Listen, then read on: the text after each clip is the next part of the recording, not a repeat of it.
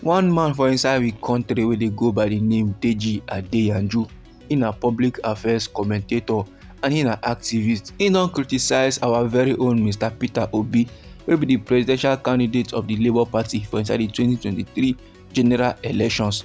This man now dey yarn say Mr. Peter Obi no fit to be president of we country Nigeria based on one or two reasons wey im give, and he come recommend somebody else say na that person na fit to be president for we country. E go surprise you who this man wey be Oga Denji decide say na him suppose to be president for inside we country. Meanwhile, Oga Aloy Ejimakor wey be the lead counsel of Mazi Nnamdi Kanu wey be the leader of the indigenous people of Biafra, he don dey caution the president of the Federal Republic of Nigeria wey be Bola Ahmed Tinubu. He dey give the man advice, he dey yarn things and things dey give am based on wetin he suppose do for this end bad governance protest wey dey sup for inside we country Nigeria, and wey don turn another thing for inside the northern states dem. And he still yarn about the gallant leader of the indigenous people of Biafra wey be Mazi Nnamdi Kanu give our president. He still advise Mr. Tinubu on how he go take follow the matter. Without wasting much of your time, my good people, make I give you the full details of this information. So the koko be say, one public affairs commentator and activist wey be Denji Adeyanju, he don dey yarn say we no need man as our president wey go come dey do mune. We no need man as our president wey go come dey do like woman. We no need person wey be say the challenges of the country go come big pass am. No, we no need that kind of person. Our country Nigeria, e need one confirm ogbonge leader like that. Person wey be say e dey agile. Person wey be say if he tackle the challenges of our country Nigeria. And Oga Denji Adeyanju dey yarn say Mr. Peter Obi wey be the Labour Party's presidential candidate for inside the last general election, he no fit, he no meet the requirement to be president of the country Nigeria. Oga Adeyanju come dey describe Mr. Peter Obi as a decent man and a nice guy as him be, but he dey lack the strong leadership qualities wey dey necessary to transform the country. According to Oga Denji Adeyanju, he say we country Nigeria need somebody wey be say the idea of him coming alone go make corrupt people dey run far. That is, if jaguda people just hear am say this so person dey come, omo, they no go put body at all based on they know who the person be. He say because the bad eggs wey dey for inside the system, because the corrupt people wey dey for inside the police, the army and the civil service, they need somebody wey say go teach them lesson for their bad behavior. All those jaguda people now wey dey for inside the government, they need somebody wey say go punish them well for all their crimes. And right now, that kind of person no dey for inside the country. He say if by some miracle, if by some divine intervention, somebody like Omoyele Sowore come become president of the country Nigeria, even before they go swear am in, even before they go make am official say he na president of a country, all the politicians wey dey inside the country, all of them, they go just run. Even Abdul Salami Abubakar wey be the former head of state, he said don carry him mouth confess am during one peace accord. He say if Omoyele Sowore enter the presidency, if he become president, say all of them they are finished.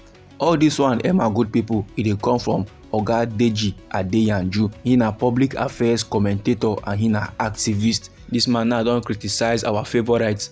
He don talk the things and things wey many country people they know, but they no wan hear and they no wan talk am.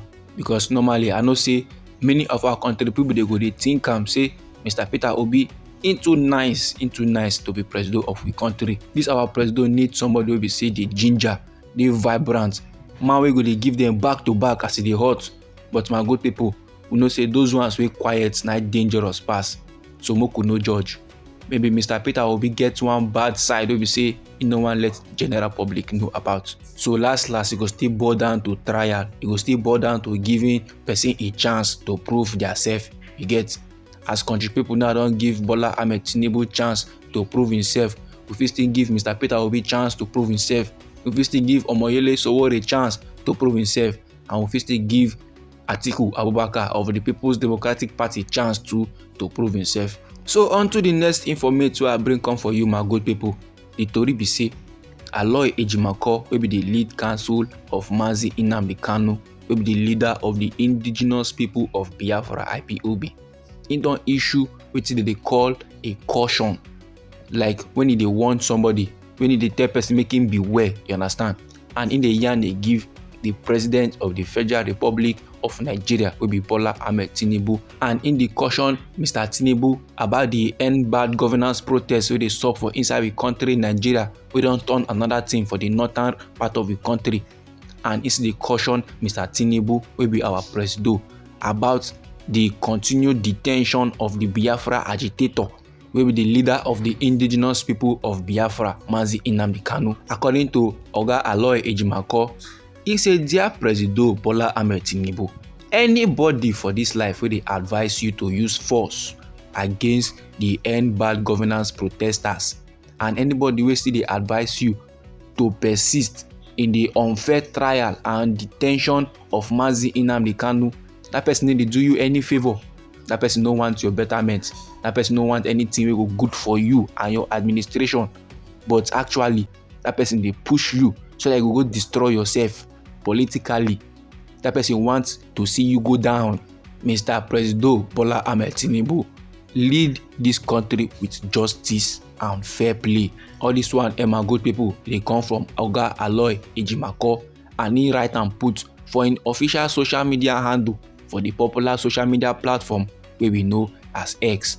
Don say and say he dey advise Bola Ahmed Tinubu wey be our presido, say make him lead our country Nigeria with transparency, make magomago no enter inside, you understand. Now, e no because of say the presido wey be Bola Ahmed Tinubu still dey detain the leader of the indigenous people of Biafra, and the person wey be say he na the lead counsel of, you understand. Now, he no reason and say bad blood fit dey, he no reason any grievances. To say na like that, he for just keep quiet and he for allow things dey spoil dey go. But no, he still dey advise our presido making dey follow the right path, making dey do the things and things wey go good, not only for Mazi Nnamdi Kanu, but for the general public. And the leader of the indigenous people of Biafra wey be Mazi Nnamdi Kanu, till now, he still dey for the detention of the Department of State Services wey be DSS. Upon say court don drop order, court don deliver judgment, say make dem release the man. Upon how many people wey don beg, wey don plea, wey don move for a political solution, wey don call for the release of Mazi Nnamdi Kanu, give Bola Ahmed Tinubu. But this in administration, they don refuse to bow to those kind of pressure. Meanwhile, country people now, they don dey agitate against the hunger and suffering for inside the country. They don dey do protest. Now, the northerners don look left, look right, check time, scratch their beer, begin dey wave Russian flag for inside the country Nigeria. My good people, this na the informate wey I say make I sama give all of una. Anyhow the thing be you for body, feel free make it drop am inside our comment section.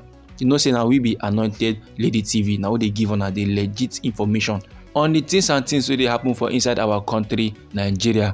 So if you go like to dey receive news like that, feel free make you subscribe to this channel and remember to put on the notification bell so that as we dey bring the news dey come, na you go first receive the updates and you go get am sharp sharp.